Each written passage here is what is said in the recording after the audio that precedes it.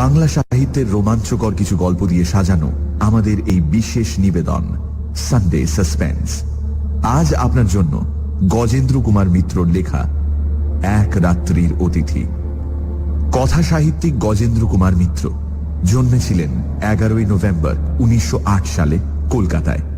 1959 সালে তাঁর লেখা উপন্যাস কলকাতার কাছেই একাডেমি পুরস্কারে সম্মানিত হয়।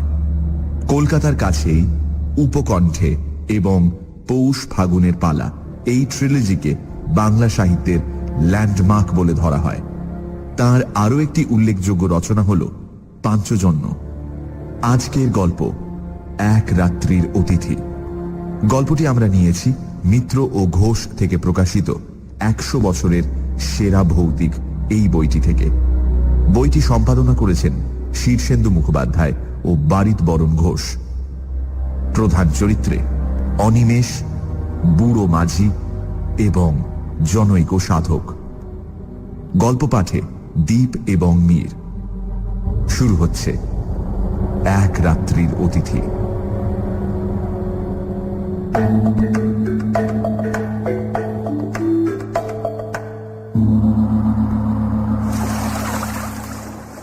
বুড়ো মাঝিটাকে তাড়া লাগানো বৃথা জেনেই অনিমেষ বহুক্ষণ চুপ করেছিল।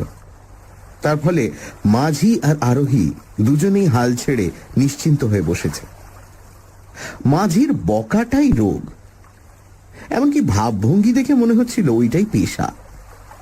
ওর বউ কতদিন মরেছে, ছেলের বিয়ে দিয়ে কি ভুল করেছে, জামাই কেন মেয়েকে নেয় না, ছোট জামাইটা জুয়ারি, ছেলেটা নেশা করতে পেলে আর কিছু চায় না, খুব ছেলে বয়সে একবারও কলকাতা গিয়েছিল কিন্তু অত হট্টগোলে মাথা ঠিক থাকে না বলে পালিয়ে আসতে পথ পায়নি, আবার একবার যাবে মা কালীকে দর্শন করতে, ইত্যাদি ইত্যাদি তথ্য পরিবেশন করবার ফাঁকে ফাঁকে কেবলমাত্র দম নেবার প্রয়োজনে যখন থামে তখনই শুধু দাঁড় বাইবার কথা মনে পড়ে ওর। সুতরাং শহরে যাবার বাস যে পাবে না তা অনিমেষ আগেই বুঝেছিল, কিন্তু এমন অবস্থায় যে পড়বে তা কল্পনা করেনি।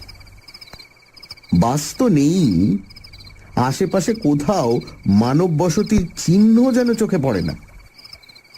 নৌকো এসে যেখানটায় ভেড়ে সেখানে বাঁশের মাচা মতো একটা আছে, জাহাজ ঘাটা হলে অনায়াসে জেটি বলা যেত। সেই মাচাতে নেমে অসহায়ভাবে অনিমেষ একবার চারিদিকে তাকিয়ে দেখল। নিচে ময়ূরাক্ষীর কালো জল নিঃশব্দে বয়ে যাচ্ছে। তার স্রোতের গতি থাকলেও তবু একটু প্রাণ স্পন্দন বোঝা যেত। এত মন্থর তার স্রোত, এত নিস্তরঙ্গ যে যেন মনে হচ্ছে সমস্ত জলটা যেন জমাট বেঁধে স্তব্ধ হয়ে গেছে। ওপারে ভগীরথপুর গ্রাম, বেশ সম্পন্ন গ্রাম তা সে জানে। বহু লোকের বাস, অনেক পাকা বাড়ি, স্কুল, ডাকঘর আছে, কিন্তু এখান থেকে তার কিছুই দেখা যায় না। ঘাট থেকে উঠে যে রাস্তাটা গ্রামের দিকে গিয়েছে তার সাদা বালির আভাস নিবিড় বনের অন্ধকারে মিশে গেছে একটুখানি গিয়েই। দুদিকে বড় বড় গাছ, কি গাছ তা বোঝা যায় না, কিন্তু তারই অসংখ্য শাখা পল্লব সমস্ত গ্রামটাকে যেন চোখের আড়াল করে রেখেছে। একটা আলোর রেখা পর্যন্ত চোখে পড়ে না। ওপারেই যদি এই হয়, এপারের অবস্থা সহজেই অনুমেয়। এপারে যেদিন সে এসেছিল সেদিন দিনের বেলাও কোনো গ্রাম ওর চোখে পড়েনি। বাসটা এসে একেবারে এই ঘাটের ধারে দাঁড়ায়, যাত্রীরা সবাই ভগীরথপুর চলে যায়। সেদিন অন্তত এমন কেউ ছিল না যে ওপারে কোথাও যাবে। আসার সময় দুদিকে আম গাছের ঘন বন কাটিয়ে এসেছিল, বেশ মনে আছে। হয়তো ছিল কোথাও ঘর বাড়ি, কিন্তু তা ওর চোখে পড়েনি। পারাপারের জন্য একটা খেয়া নৌকা আছে, চওড়া ভেলার মতো প্রকাণ্ড বস্তু, কিন্তু শেষ বাস চলে যাবার পর আর ওপার থেকে কেউ আসবার সম্ভাবনা নেই জেনে সেই ইজারাদারও বহুক্ষণ বাড়ি চলে গেছে নৌকোটা ওপারে বেঁধে রেখে। বাবু, ভাড়াটা? তাড়া লাগায় মাঝি। বিহ্বলতা কাটে, কিন্তু যেন আরো ব্যাকুল হয়ে ওঠে অনিমেষ। ভাড়াটা কি রে? এই অন্ধকারে রাত্রিতে আমি এখানে কোথায় থাকবো? তুই তো 1 ঘন্টার রাস্তা 7 ঘন্টা এনে আমাকে এই বিপদে ফেললি। এখন নিদেন ওপারে পৌঁছে দে, দেখি কোথাও একটু আশ্রয় পাই কিনা। এপারে এই জঙ্গলে শেষে কি বাঘের পেটে প্রাণ দেব? চল ওপারে নিয়ে চল। উঠি লাল্লা বাগ্গা, উঠি লাল্লা বাগ্গা। সে কি, কেন রে, কি হয়েছে? তার উত্তরে মাঝি যা বলল তার অর্থ হচ্ছে এই: ওপারে অন্য নৌকা গেলে খেয়ার ইজারাদার বড্ড বকাবকি করে, পুলিশে ধরিয়ে দেয়, সুতরাং ওপারে যাওয়া ওর পক্ষে সম্ভব নয়। অনিমেষ তাকে অনেক করে বোঝালো। ওপারে তাকে ধরবার জন্য ইজারাদার যদি বসে থাকতো তো অনিমেষ তাকেই ডাকতো। শুধু ইজারাদার কেন, জনমানবের চিহ্ন থাকলেও সে মাঝিকে এ অনুরোধ করত না। কোনো মতে নামিয়ে দিয়ে সে চলে যাক, তাতে যদি কেউ তাকে ধরে তো অনিমেষ তার দায়ী, ইত্যাদি সব কথার উত্তরে সেই একই উত্তর, উঠি লাল্লা বাগ্গা বাবু, উঠি লাল্লা বাগ্গা। অনিমেষ তখন রাগ করে বলল, তবে তুইও থাক, আমি তো নৌকোতেই রাত কাটাই। আজ্ঞা উঠিও লাল্লাম। শুধু তাই নয়, দাঁড়ের একটা ধাক্কা দিয়ে নৌকোটা খানিকটা দূরে সরিয়ে নিয়ে গেল। টাকাটি শুনে দেন কেন, বাড়ি চলে যাই। তবে টাকাও পাবে না, যা, রাগ করে বলল অনিমেষ। কিন্তু যখন দেখে বুড়োটা সত্যি সত্যি একটা নিঃশ্বাস ফেলে ঘরমুখো হচ্ছে, তখন সে একখানা 1 টাকার নোট দলা পাকিয়ে ছুঁড়েই দিল। যা বেটা যা, পথে ডুবে মরিস তো ঠিক হয়, মনে মনে বলে অনিমেষ। ব্যাস, এরপর সব পরিষ্কার। ওপারে ঘন বনে নিবিড় অন্ধকার, সামনে অতল শান্ত জলে তারই রহস্য যেন জমাট বেঁধে, আর এপারে তার চারপাশ ঘিরেও দৈত্যের মতো কতগুলি গাছপালা। সুটকেসটা মাচার ওপর পেতে সেখানেই জেকে বসল অনিমেষ। বাঘ ভাল্লুক যদি সত্যি আসে তো জলে ঝাঁপিয়ে পড়তে পারবে, এখানেই খানিকটা তবু নিরাপদ। খড় খড় ঝটপট শব্দ করে কি একটা পাখি উড়ে বসলো মাথার উপর। ভয় পেয়ে চমকে উঠল অনিমেষ। কাছেই কোথায় শুকনো পাতার উপর দিয়ে কি একটা সরীসৃপ চলে গেল বোধহয়। সামান্য শব্দ, তবু বেশ স্পষ্ট। জলের মধ্যে হঠাৎ একটা মাছ ডিগবাজি খায়, ওইটুকু আওয়াজ। কিন্তু অনিমেষের মনে হলো যেন বন্দুকের শব্দ উঠল কোথাও। বিশ্রী লাগছে। তারার আলোতে যতদূর দৃষ্টি চলে বহুক্ষণ ধরে ধরে হাত ঘড়িটা দেখল। মাত্র রাত 9টা। কলকাতায় সবে সন্ধে, কিন্তু এখানে মনে হচ্ছে নিশুতি রাত। এখনো দীর্ঘ সময় তাকে এখানে অপেক্ষা করতে হবে। কখন ভোর হবে, তারপর কখন ইজারাদারের ঘুম ভাঙবে, তবে সে একটু লোকালয়ের মুখ দেখতে পাবে। বাস একটা আসে এখানে সকাল 8টা নাগাদ। সন্ধেতে যেটা এসেছে সেটা কাছাকাছি কোনো গ্রামে থাকে। 7টা নাগাদ এখানে এসে দাঁড়ায়, অর্থাৎ প্রায় 12 ঘন্টা এখন। আচ্ছা, হাঁটলে কেমন হয়? পাশের রাস্তাটা ধরে হাঁটতে থাকলে কি আর গ্রাম একটা পাওয়া যাবে না কাছাকাছির মধ্যে? কিন্তু সেখানে যদি তাকে আশ্রয় দিতে কেউ না চায়, ডাকাত বলে মনে করে। তাছাড়া দুদিকে যা ঘন ঘন বন, যদি বাঘ আসে। মুর্শিদাবাদ জেলায় এসব অঞ্চলে প্রায়ই বাঘ বেরোয়। দরকার নেই বাবা, 10-11 ঘন্টা সময় এরকম করেই কেটে যাবে। ও মশাই শুনছেন, বাস মিস করেছেন বুঝি? কোথাও আশ্রয় পাননি?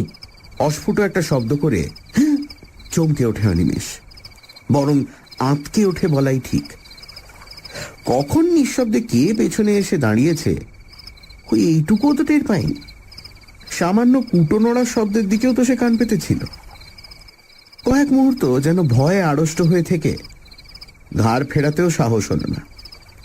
কথাগুলো যে বলেছে সে একেবারে ওর পেছনেই এসে দাঁড়িয়েছে, অত্যন্ত দ্রুত, যেন একটা কথা শেষ হবার আগেই আর একটা কথা শুরু হয়েছে। এইভাবে পরপর 3টি প্রশ্ন করে আগন্তুকটিও চুপ করে দাঁড়িয়ে নিঃশ্বাস ফেলছে। অবশেষে প্রায় মরিয়া হয়েই অনিমেষ ফিরে তাকায়। রোগা কালো গোছের একটি মানুষ, খুব বেটে নয়, তাই বলে ঢ্যাঙাও বলা চলবে না। উস্কো খুস্কো একমাথা চুল ও ঘন দাড়ি গোপ। ঘন দাড়ি কিন্তু আবক্ষ বিস্তৃত নয়, মধ্যে মধ্যে কামানো বা ছাঁটা হয় এমন দাড়ি, খোঁচা খোঁচা। একখানা খাটো আধময়লা কাপড় পরনে, কোঁচার খুঁট গায়ে জড়ানো, মোটা ভুরুর আড়ালে কোটরগত চক্ষুর তীক্ষ্ণ দৃষ্টি নিঃশব্দে শুধুমাত্র চাউনির দ্বারাই যেন অনিমেষের সমস্ত ইতিহাস আয়ত্ত করবার চেষ্টা করছে। বলছিলাম যে আপনি বোধহয় কোথাও আশ্রয় পাচ্ছেন না, না? তাহলে বরং চলুন না হয় আমার কুটিরেই কোনো মতে রাতটা কাটিয়ে দেবেন। হায় রে, কপাল কুণ্ডলারা শুধু উপন্যাসেই দেখা যায়। যাকে নবকুমারের অদৃষ্টতা নয় তা তো বোঝাই যাচ্ছে। তাই বলে কি ওর চেয়ে ভদ্র চেহারার কেউ জুটতে নেই? এই লোকটাকে দেখেই যেন পাগল বলে মনে হয়। শেষ পর্যন্ত এর আশ্রয়ে গিয়ে কি আরো বিপদে পড়বে নাকি? কি বলেন, যাবেন নাকি? আপনি এখানে মানে আমতা আমতা করে অনিমেষ। আমার এখানেই একটা ঘর আছে, এই যে। লোকটা আঙুল দিয়ে দেখায়। সত্যি তো, এই তো। বলতে গেলে তার সামনেই পাড়ের উপর একখানা খড়ের ঘর। ও অঞ্চলে যেমন হয় তেমনি। আশ্চর্য, এতক্ষণ তার চোখে কি হয়েছিল? লোকটি বোধ হয় তার মনের ভাব বুঝেই হেসে বলল, ঘরে আলো ছিল না কিনা, তাই অন্ধকারে টের পাননি। আমিও বাড়ি ছিলুম না, নদীর ধার দিয়ে দিয়ে একটু বেড়াতে গিয়েছিলুম। অন্ধকারে একা একা বেড়াতে আমার বেশ লাগে। এখানে বাঘের ভয় নেই? আছে বই কি, তবে আমার অত ভয় নেই। মরবার ভয় করি না, করে লাভই বা কি বলুন? মরতে তো একদিন হবেই। না, লোকটাকে ঠিক পাগল বলে তো মনে হয় না। চলুন চলুন, ঘরে বসেই কথাবার্তা হবে ক্ষণ। চলুন বলে সুটকেসটা তুলে নেয় অনিমেষ। একখানা নয়, পাশাপাশি দুখানা ছোট ঘর, সামনে এক ফালি দাওয়া। ভেতর দিকে আরো কি আছে তাও নজরে পড়ল না। দাওয়া বেশ ঝকঝকে করে নিকানো, পরিচ্ছন্ন। লোকটি আগে আগে পথ দেখিয়ে নিয়ে গিয়ে ওকে দাওয়াতেই দাঁড় করিয়ে রেখে দোর খুলে ভেতরে ঢুকল। তালা চাবির বালাই নেই, দোর শুধু ভেজানোই ছিল। ঠেলা দিতেই নিঃশব্দে খুলে গেল। ভেতরে ঢুকে আশ্চর্য রকম ক্ষিপ্রতার সঙ্গে একটা আলো জেলে লোকটি বলল, আসুন আসুন, ভেতরে আসুন। সানডে সাসপেন্স, শুধুমাত্র রেডিও মির্চি 98.3 FM এ। It's hot. গল্পের পরবর্তী অংশ ব্রেকের পর। সানডে সাসপেন্সে আজ গজেন্দ্র কুমার মিত্রর লেখা এক রাত্রির অতিথি। অনিমেষ নৌকো করে একটা জায়গায় এসে পৌঁছেছে, ওপারে ভগীরথপুর গ্রাম। কিন্তু জায়গাটি একেবারেই নির্জন। ঘাটের ধারে বাস এসে দাঁড়ায়, কিন্তু সেদিন শেষ বাসও চলে গেছে। মাঝি কোন রকমে অনিমেষকে নামিয়ে দিয়ে চলে গেল। অন্ধকার রাতে অনিমেষ একেবারেই একা। এমন সময় একটি লোক এসে অনিমেষকে আশ্রয় দিতে চাইল। লোকটি বলল, তার মৃত্যু ভয় বা বাঘের ভয় কোনোটাই নেই। লোকটি অনিমেষকে তার বাড়ি নিয়ে এলো। তারপর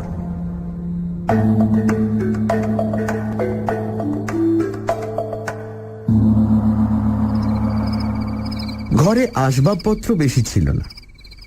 একটা তক্তপোষের ওপর একটা মাদুর বিছানো, শয্যা বলতে এই। একটা বালিশ পর্যন্ত নেই। এক পাশে একটি দড়ি টাঙানো, তাতে খান্দুই কাপড়। তার মধ্যে একটা লাল মেঝেতে জলের মেটে কলসি, একটা কাঁসার ঘটি এবং পিতলের পিল সুজে একটা মাটির প্রদীপ। এছাড়া আর কোথাও কিছু নেই। বসুন, ওই চৌকিটার উপর বসুন। তারপর খানিকটা নিঃশব্দে দাঁড়িয়ে নিজের দুই হাত ঘষে কেন এক রকমের বিচিত্র হাসি হেসে বলল, ভালো বিছানা আমার নেই। ওই সুটকেসটা মাথায় দিয়েই শুতে হবে, আর খাবারও তো কিছু দিতে পারবো না। ঘরে আমার কিছুই নেই। আপনি মদ খান? যেন একটা আকস্মিক উগ্রতা দেখা দেয় ওর প্রশ্ন করবার ভঙ্গিতে। না না, রক্ষে করুন, কিচ্ছু ব্যস্ত হবেন না আমার জন্য। আশ্রয় পেয়েছি, এই ঢের। ওই আশ্রয়টুকুই যা। বাঘ ভাল্লুকের হাত থেকে তো বাঁচলেন অন্তত। তা আশ্রয় ভালোই, ঘরখানা মন্দ নয়, কি বলেন? বলতে বলতে হেসে উঠে সে। সাদা ঝকঝকে দাঁত কালো দাড়ির ফাঁকে চকচক করে। অনিমেষের যেন ভালো লাগে না ওর ভাবভঙ্গি। আবারও সেই সন্দেহটা মনে জাগে, পাগলের পাল্লা এসে পড়ল নাকি। আপনি এখানে কি করেন? আপাতত কিছুই না। আচ্ছা বসুন, আমি একটু আসি। মুখ হাত ধোবেন নাকি? ধুতে পারলে ভালোই হতো, কিন্তু অনিমেষের তখন নড়তে ইচ্ছে করছে না। সে বলল, না না, দরকার নেই। লোকটি বেরিয়ে গেল। অনিমেষ স্তব্ধ হয়ে বসেই রইল। ভালো বোধ হচ্ছে না ওর, কেমন যেন একটা অস্বস্তি হচ্ছে। কি করে লোকটা এখানে? এমন একাই বা থাকে কেন? ঘরে কোনো রকম কিছু খাবার নেই তো নিজে খায় কি? চোর ডাকাত নয় তো? লোকজনকে ভুলিয়ে এনে শেষে ঈশ্বর বাঁচিয়েছে। ব্যাগে ওর খান কতক পুরনো কাপড় জামা ছাড়া আর কিছুই নেই। পকেটেও মাত্র টাকা 6 আছে। কিন্তু একটু পরেই সমস্ত দেহ হিম হয়ে ওর মনে পড়ে, এই সব উদ্দেশ্যে যারা নিয়ে আসে ভুলিয়ে, টাকা না পেলে তারা আরো হিংস্র হয়ে ওঠে। তাছাড়া মেরে ফেলে তবে তো দেখবে কি আছে না আছে। ওদের দেশে একবার খুব ডাকাতের উপদ্রব হয়েছিল। তারা একটা লোককে খুন করার পর পেয়েছিল মাত্র একটা আদলা। কখন গৃহস্বামী আবার নিঃশব্দে ওর কাছে এসে দাঁড়িয়েছে অনিমেষ টেরও পায়নি। যদিও খোলা দরজার দিকে চেয়েই বসেছিল সে। আশ্চর্য। লোকটা বলল, বলছি কি, এখনই শুয়ে পড়বেন নাকি? যদি ঘুম পেয়ে থাকে তো আলাদা কথা, নইলে একটু বসি। এই কতদিন লোকের সঙ্গে কথা কইতে পাইনি, বলেন তো দুটো কথা কয়ে বাঁচি আর কি। এখানে তেমন লোকজন তো নেই, আসেও না কেউ। অনিমেষ আবারও পূর্ব প্রশ্নের জের টানল। তা এমন জায়গায় আপনি থাকেনি বা কেন? সেই হাসি গৃহস্বামীর মুখে, তেমনই নিঃশব্দ হাসি। দাড়ির ফাঁকে শুভ্র দন্তের সেই বিজলি প্রকাশ। ভয় নেই, আমি চোর ডাকাতও নই, পাগলও নই। ঘরে কিছু নেই মানে আমার কিছুর দরকার নেই, থাকারও দরকার হয় না আমার। কেন জানেন? তারপর যেন কতকটা অসংলগ্ন ভাবেই বলে ওঠে, আমি আমি সাধক, তান্ত্রিক, সন্ন্যাসী। সন্ন্যাসী? অবিশ্বাসের দৃষ্টিতে চায় অনিমেষ। অপ্রতিভ হয়ে লোকটা বলে, না মানে সন্ন্যাসী মানে ঠিক অভিষিক্ত সন্ন্যাসী নই, তবে সাধক বটে। উবু হয়ে ঘরের মেঝেতেই বসল লোকটা। কিছুক্ষণ মৌনভাবে থেকে বলল, তাহলে আপনাকে বলেই ফেলি, সেটা কাউকে কখনো বলিনি, বলবার সুযোগও পাইনি বিশেষ। এই অঞ্চলেরই লোক আমি, বুঝলেন। ছেলেবেলা থেকেই নানা বইতে তান্ত্রিক সন্ন্যাসীদের অদ্ভুত সব ক্ষমতার কথা পড়ে ওইদিকে মনটা ঝোঁকে। মনে হতো আমিও ওই সব সাধনা করে সিদ্ধ হব, তারপর প্রাণ ভরে পৃথিবীর সব ঐশ্বর্য ভোগ করব। আর আমাকে পাই কে? হায় রে, তখন কি আর জানতুম যে ভোগের উদ্দেশ্যে সাধনা করতে এলে সিদ্ধি তো দূরের কথা, সমস্তই খোয়াতে হয় একে একে। এই পর্যন্ত বলে লোকটি চুপ করল। এতক্ষণ অনিমেষও অনেকটা সহজ হয়েছে। লোকটির ভাবভঙ্গি আর কথাবার্তায় সত্য কথা বলছে বলেই মনে হয়। দুশ্চিন্তা অনেকখানি কমে গেল ওর। বাড়ি আমার এই অঞ্চলে নয়, বাড়ি সেই 5 ধুপির কাছে। তা এখানে কেন এলুম? বলছি, দাঁড়ান। বলেছি আপনাকে, ওই ছেলেবেলা থেকেই ওই দিকে ঝোঁক গিয়েছিল। স্কুলের পড়া হলো না, তার বদলে যত সব ওই ধরনের বই পড়তে লাগলো। পড়তে পড়তে বিশ্বাসটা খুব পাকা হয়ে গেল। কিন্তু কিন্তু গুরু কই? 2-1 সন্ন্যাসী যাদের হাতের কাছে পেলুম, দেখলাম সব বাজে, কেউ কিচ্ছু জানে না। অথচ পথ দেখাবে এমন লোক না পেলে এগোবো কি করে? মনটা বড়ই চঞ্চল হয়ে উঠল। খাবার চিন্তা ছিল না, মাথার উপর বাবা, বড় ভাইরা সবাই ছিল, জমি জমা ওই তারাই দেখাশোনা করত। অবশ্য আমি বকুনিও খেয়েছি ঢের, কাজকর্ম কিছু করি না বলে, কিন্তু সেসব গায়ে মাখিনি। তবে যতদিন যেতে লাগলো মনটা ততই ব্যাকুল হয়ে উঠল। শেষমেশ আমার 23-24 বছর বয়সের সময়ে বাড়ি থেকে সামান্য কিছু টাকা নিয়ে বেরিয়ে পড়লুম। বেশ বুঝেছিলুম ঘরে বসে আর কিছু হবে না। এই তীর্থ করে অনেক দেশই ঘুরলুম। ভালো চাকরি বা ভালো বিয়ে করার অনেক সুযোগও পেয়েছিলুম, জানেন। সংসার, বুঝলেন মশাই, মায়ার ফাঁদ পেতে রেখে দেয় সারা জগতে। যাই হোক, সেদিকে মন ছিল না বলে কেউ বাঁধতে পারল না। কিন্তু আসল যা উদ্দেশ্য, তাও তো কিছু হলো না। এমনি ভাবে যখন ক্রমশ হতাশ হয়ে উঠেছি, তখন একদিন বাড়ি ফেরার পথে, বলতে গেলে ওই বাড়ির কাছে এসে হঠাৎ একজনকে পেয়ে গেলুম। বক্রেশ্বরের শ্মশানে এক সাধু থাকেন শুনলুম।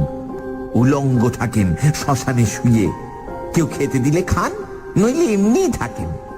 কাঁচা মাংস, পাতা লতা, এমনকি বিষ্ঠা খেতেও তার আপত্তি নেই বোধহয়, এমনই নিষ্পৃহ তিনি।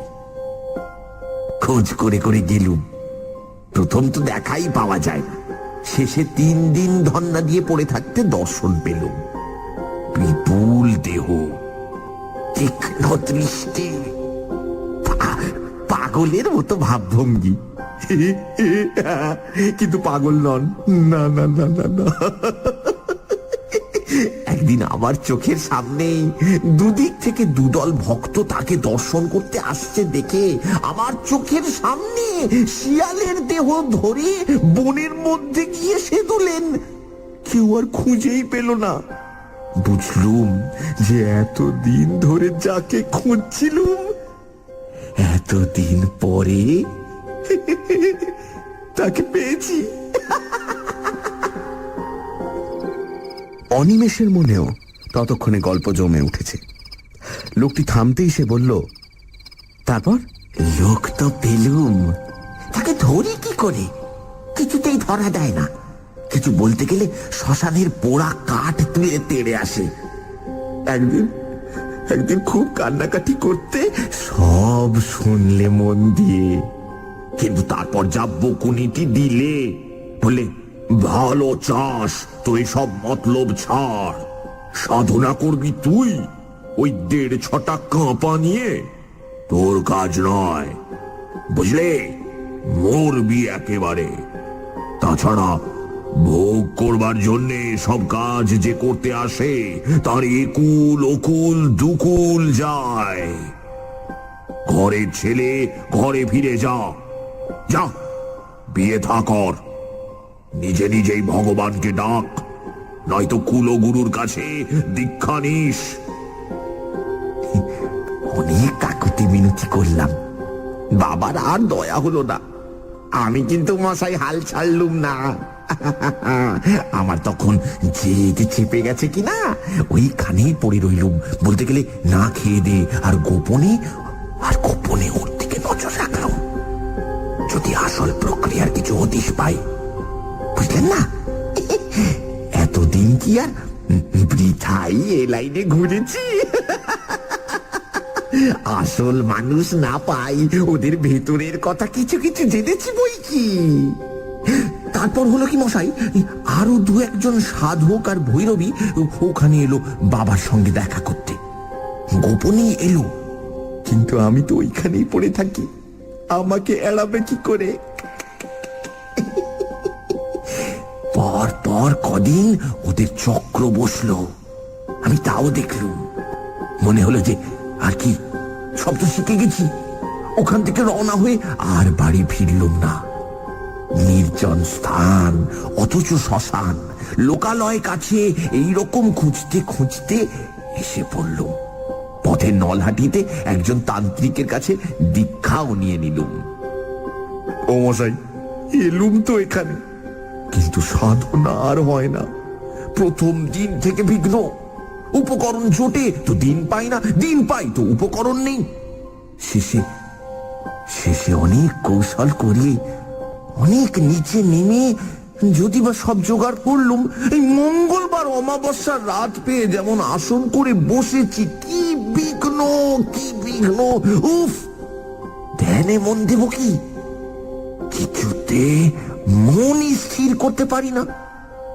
এখন এটা বাসের রাস্তা হয়ে শ্মশান এখান থেকে সরে গেছে, আগে এখানটাতেই শ্মশান ছিল। এই যে এখন যেখানে ঘর দেখছেন, এই যেখানে আমরা বসে আছি, এইখানেই সেদিন আসন করে বসেছিলুম। নিজের অজ্ঞাতেই অনিমেষ যেন একটু সরে বসে, তারপর বলে, আচ্ছা, বিঘ্ন কি রকমের? ভয় পেলেন? শুনেছি তো এরকম সাধনায় বসলে প্রথম প্রথম নানা রকমের ভয় দেখায়, কিন্তু সেটা শুধুই পরীক্ষা করার জন্য। আপনিও তো সেরকম শুনেছিলেন নিশ্চয়, তবে ভয় পেলেন কেন? হাসলো লোকটা আবারও। কাউকে ছেলে মানুষই করতে দেখলে বিজ্ঞ মানুষেরা যেমন হাসে, কতকটা তেমনই হাসি। বলল, জানে তো সবাই, কিন্তু শোনা এক জিনিস আর অভিজ্ঞতাটা আর এক। তেমন অভিজ্ঞতা হলে বুঝতেন। শুনবেন? হ্যাঁ, শুনবেন কেমন? মরার বুকের উপর বসেছি আসন করে, মরার খুলিতে করে মদ খাচ্ছি, মনে ভয় ডর কিচ্ছু নেই, এই বিশ্বাস হয়ে গিয়েছিল। কিন্তু সেই লোকেরই বুকের মধ্যে হিম হয়ে গেল সে সব শুনে। না না, তেমন ভয়ানক কিছু নয়। প্রথম শুরু হলো ফিস ফিস কথার শব্দ, খিলখিল হাসি, চাপা হাসি। ক্রমে সেইটাই বাড়তে লাগলো। মনে হলো 10 জন, 20 জন, 100 জন, হাজার হাজার হাজার। আপনার চারপাশে যদি লক্ষ লক্ষ লোকের ফিস ফিস কথারই শব্দ হতে থাকে তো কেমন হয়? আর তার সঙ্গে চাপা এক ধরনের খিলখিল হাসি।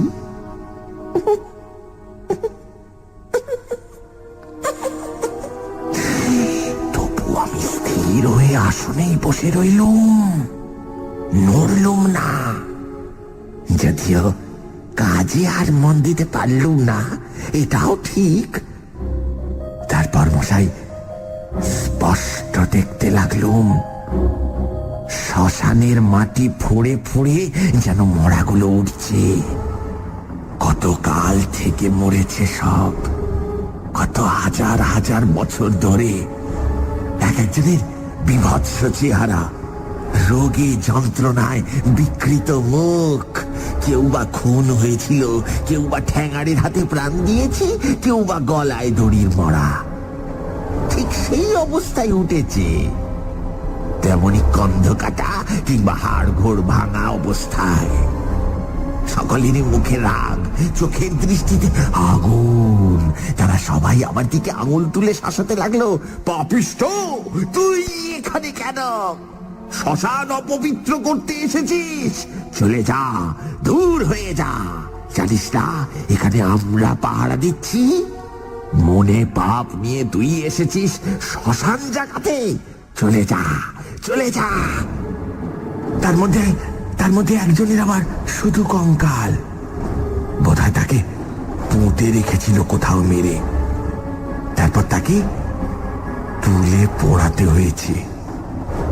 সেটাই সবচেয়ে কাছাকাছি এলো। মুখে সেই এক শব্দ, দূর হ, দূর হ।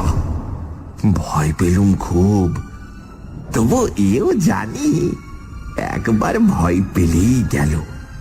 চিরকালের মতো প্রাণপণে চেঁচিয়ে উঠলুম, যাব না, যাব না, উঠব না আমি। ব্যাস, আর যাই কথা।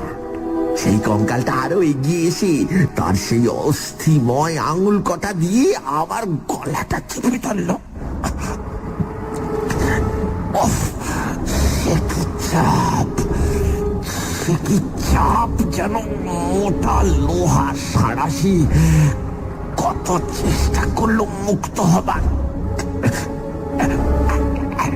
কিন্তু সে বজ্র কঠিন মুষ্টি খোলে কার সাধ্য? দম বন্ধ হয়ে গেল। বুকে সে এক অসহ্য যন্ত্রণা। মনে হলো যেন দেহের প্রতিটি শিরা পেটে যাচ্ছে। কলি বিকলি করতে লাগলো এক ফোঁটা হাওয়ার জন্য। সে হাওয়া চারিদিকেই রয়েছে, তবু এক বিন্দু বুকের মধ্যে দিতে পারলাম না, বরং আরো চেপে বসতে লাগলো সেই সাঁড়াশির মতো আঙুলগুলো। তারপর রুদ্ধ নিঃশ্বাসে প্রশ্ন করল অনিমেষ। তারপর আবার সেই হাসি।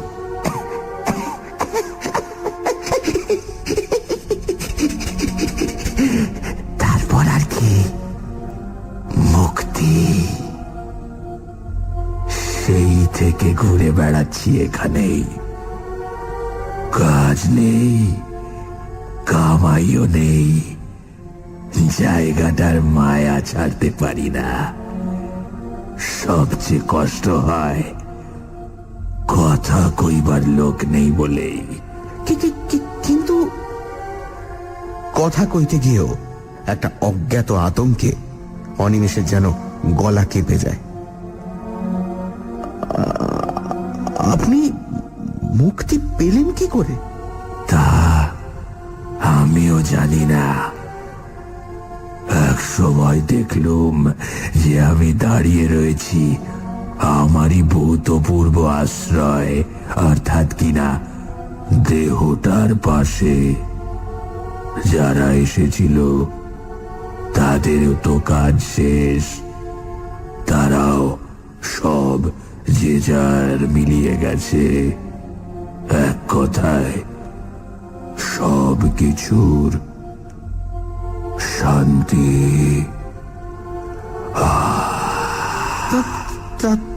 তার মানে কি? আপনি কি বলতে চান যে আপনি তখন মারা গেছেন? আপনি কি মরা? সানডে সাসপেন্স, শুধুমাত্র রেডিও মির্চি 98.3 FM এ। It's hot. সানডে সাসপেন্সে আজ গজেন্দ্র কুমার মিত্র লেখা এক রাত্রির অতিথি। অনিমেষ শুনছে জনৈক সাধকের আত্মজীবনী। সে নিজের মুখেই বলছে যে সে চোর, ডাকাত বা পাগল কোনোটাই নয়। তান্ত্রিক সন্ন্যাসী হবার বাসনা নিয়ে লোকটি বাড়ি ছেড়েছিল। তারপর এক সাধুর সংস্পর্শে এসে নানা রকম সাধনা করতে শুরু করে এবং একদিন রাতে তার সাধনার সময় শ্মশানের মাটি ফুঁড়ে ভয়ঙ্কর আত্মারা উঠে আসে। একটি কঙ্কাল তার গলা চেপে ধরে এবং তারপর সে সম্পূর্ণ মুক্তি পেয়ে যায়।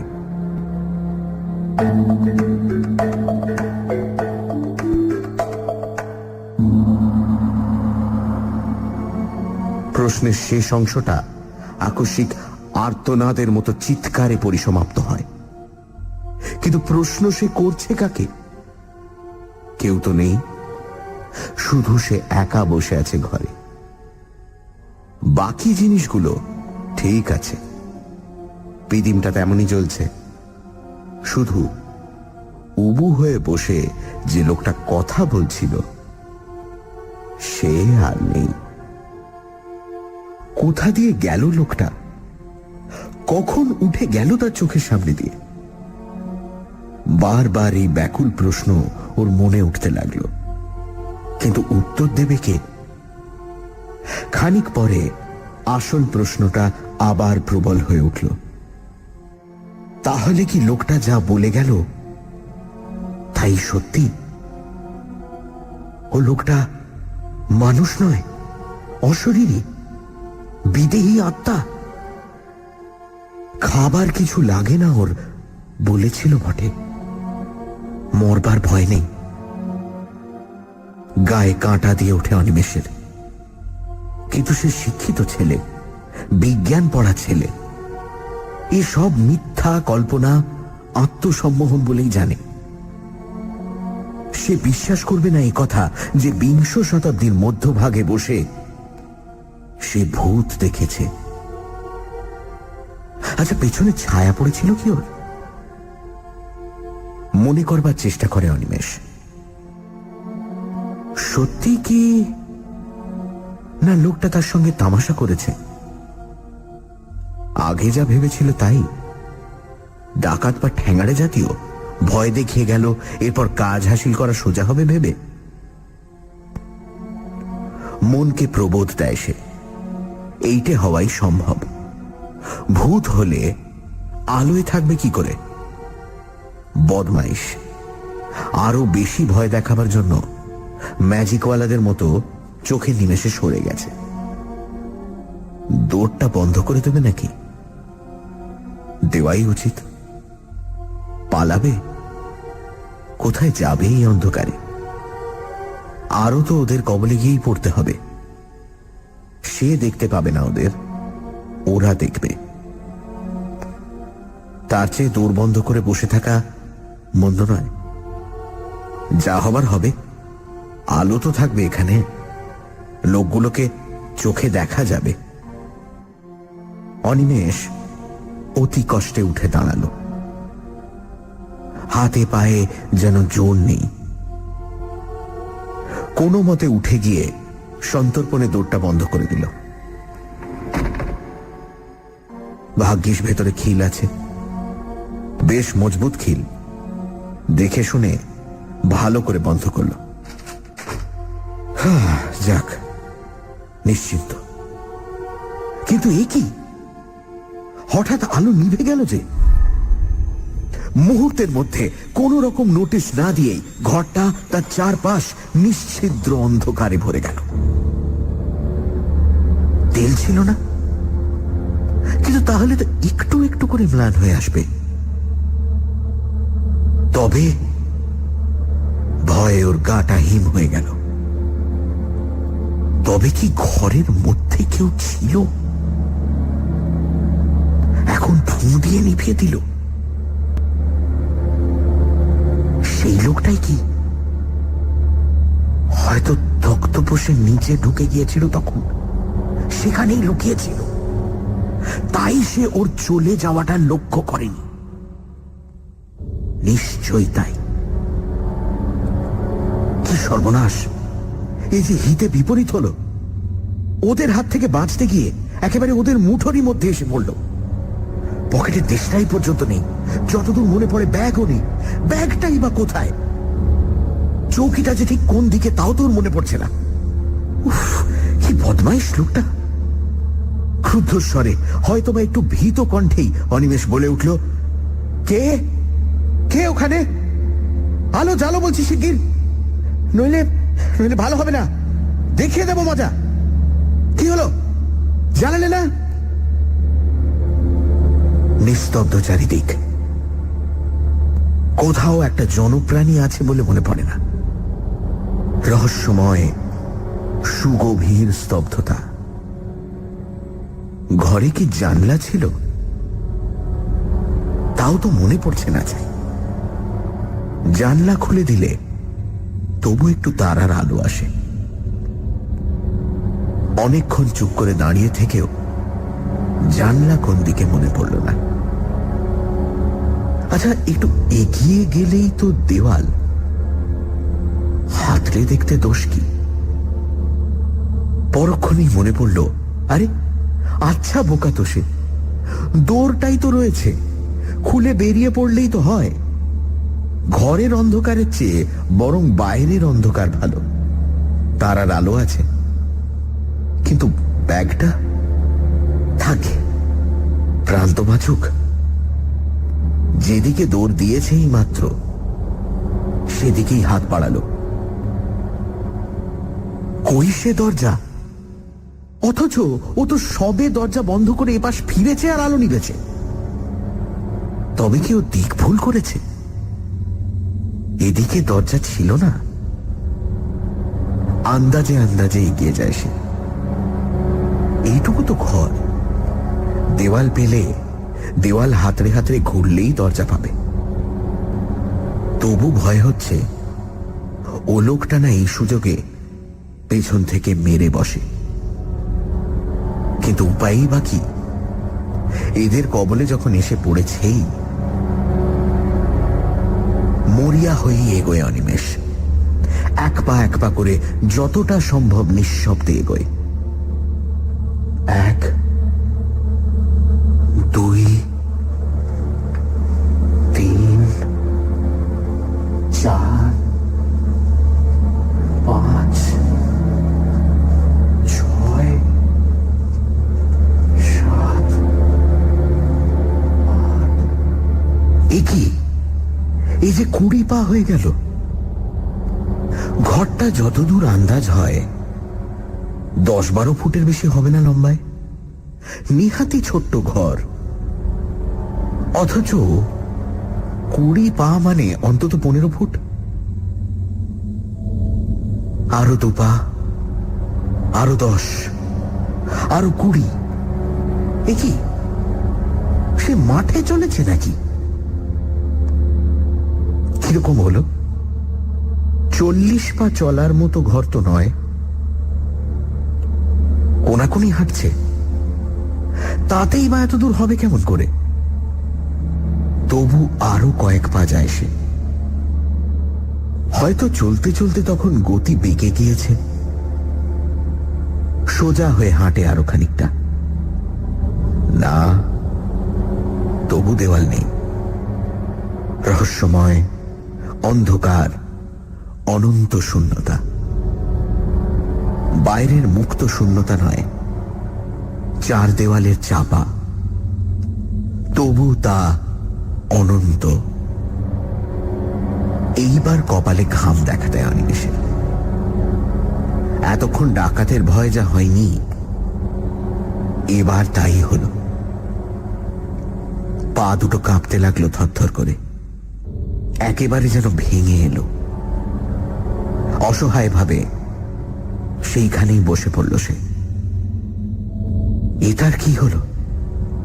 কি চক্রান্তে জড়িয়ে পড়ল সে? তবে কি সে লোকটা অশরীরী? সত্যি সত্যি সে কি তাহলে কোনো প্রেত যোনির মায়াতে এসে পড়েছে? বিহ্বল হয়ে ভাবে অনিমেষ কি করবে, কিন্তু কোনো পথ দেখতে পায় না। ওই যে কারা আসছে না? হ্যাঁ, ওই তো কত লোকের পায়ের আওয়াজ, অন্তত 8-10 জনের কম নয়। কিংবা আরো বেশি এই বাড়ির কাছেই আসছে। ওই তো দাওয়ায় উঠল। ও মশাই শুনছেন? ও মশাই!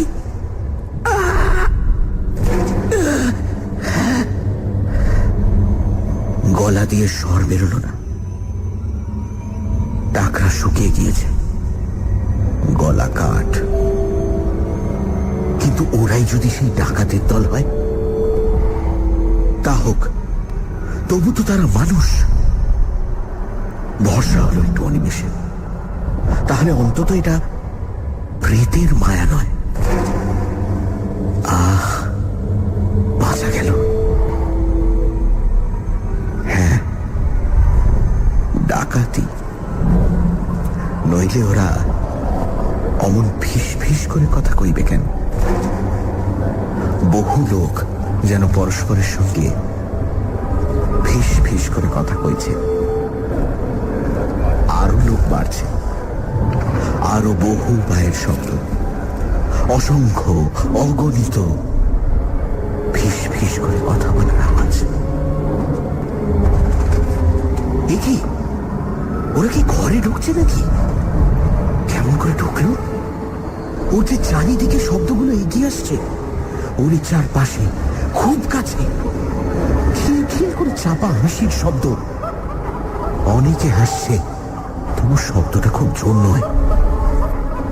মাথা থেকে পা পর্যন্ত বরফ নেমে যায় যেন দেহের মধ্যে। হাত পায়ে আর কোনো সাড় থাকে না। আতঙ্ক যে এমন জিনিস, তা আগে অনিমেষ কখনো কল্পনাও করেনি। মস্তিষ্ক শুদ্ধ যেন নিষ্ক্রিয় হয়ে আসছে। চিৎকার করবে, চিৎকার করবে, সাধ্য নেই। পালাবে, পথ কই? কিন্তু কিছু তো একটা করা উচিত। লোকগুলো যেন কি ঘিরে ধরেছে। তাদের নিঃশ্বাস, দূষিত তীব্র উষ্ণ নিঃশ্বাস ও সর্বাঙ্গে। মনে পড়ে গেল লোকটার বর্ণনা। সেও তো এমনই ফিস ফিস শব্দ শুনেছিল, এমনই হাসি। তারপর সেই মৃতের পুনরুত্থান, সেই কঙ্কালের অভিযান। তার অদৃষ্টে কি তাই হবে? সে তো কোনো দোষ করেনি। সে তো সাধনা করতে আসেনি সবের বুকের উপর চড়ে। হঠাৎ কে যেন হা হা হা হা করে হেসে উঠল তারই আশেপাশে কোথাও। তীক্ষ্ণ চড়া গলার সে হাসি। মনে হলো যেন তার পাশে অন্ধকারকে বিদীর্ণ করে ছড়িয়ে পড়তে চাইছে। আবার চারিদিকে দেওয়ালে ধাক্কা খেয়ে ফিরে আসছে তারই চারিদিকে। বহুক্ষণ ধরে যেন এই হাসির শব্দ ধ্বনিত আর প্রতিধ্বনিত হতে লাগলো তাকে ঘিরে। বিশ্রী তীক্ষ্ণ একটা উপহাসের হাসি। সে হাসির জাল যেন তাকে চারিদিক থেকে ঘিরে ধরেছে, আর নিস্তার নেই। প্রাণপণ চেষ্টায় মরিয়ার মতো চিৎকার করে উঠল একবার অনিমেষ, হে ভগবান, এ কি করলে? সত্যি তো, ভগবানের কথা তো তার মনে ছিল না। তাকে তো সে ডাকেনি। হে ভগবান, হে হরি বাঁচাও, হে রামচন্দ্র। আর কিছু মনে এলো না তার। গায়ত্রী মনে আছে কি? হ্যাঁ আছে। পৈতেটা কোথায়? সুগভীর ক্লান্তি আর অসহতন্দ্রায় চৈতন্য শিথিল হয়ে আসে তার। ঘুম যখন ভাঙল অনিমেষের, তখন সকাল হয়নি, কিন্তু ফর্সা হয়েছে একটু। খানিকটা সময় লাগলো তার সবটা মনে করতে। তারপর ধর্মড়িয়ে উঠে বসে ভালো করে চেয়ে দেখলো যে সে বাস দাঁড়াবাড়ি ফাঁকা জায়গাটার মধ্যে ঘুমিয়ে পড়েছে কখন। সুটকেসটা খানিকটা দূরে একটা গাছতলায় পড়ে আছে। আরে